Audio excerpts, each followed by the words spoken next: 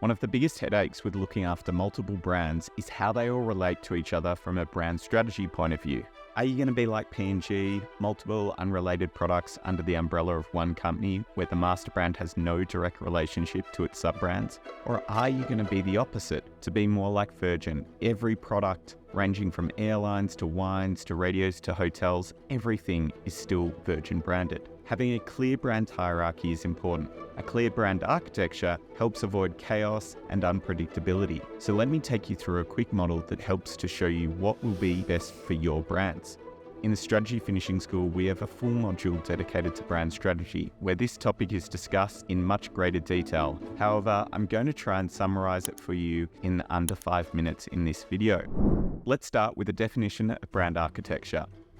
Brand hierarchy, also known as brand architecture, is comprised of the master brand and its extended products in a clear, logical framework. It should house existing products and accommodate future products, with a clear means of navigation for people who will join the organization in the event of expansion. It should also leverage the master brand assets to reinforce individual products without diluting the brand's assets. Lastly, it creates economies of scale. The products must benefit from the familiarity of the master brand's name and in turn add back a halo effect for the company as a whole.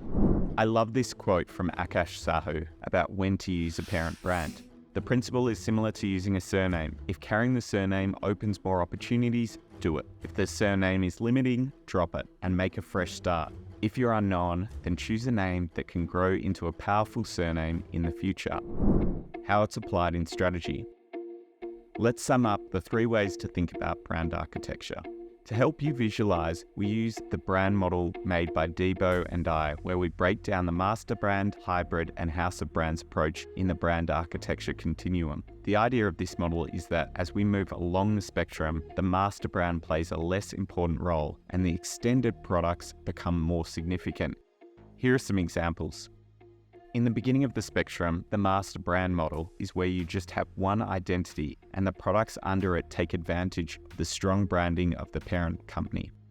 A great example is BMW. Everything in BMW series has the BMW in front of it, taking advantage of the technology and features the parent company carries for its automobiles. Another brand that uses the master brand model, Virgin America, Virgin Australia, Virgin Air, Virgin Radio, where the identity of the mother brand, Virgin, is carried all throughout the businesses. Another master brand example is Apple. Apple has flourished as a trusted source for innovative tech products like the iPod, iPhone, iMac, Apple TV, and iPad, all of which carry the iconic Apple logo. Moving to the middle section of the graph is the hybrid model, a mix of parent and product branding, which is 5 different versions. One where the parent branding is more important than the product branding, as seen in Johnson & Johnson's Johnson's Baby line of products. 2, where parent branding is equally as important as the product branding, like branding of Gillette Mac 3 and Sony PlayStation. Third version is where the product brand is more important than the parent brand, as seen in the chocolate brand Kit Kat, a very distinctive name from its parent brand, Nestle.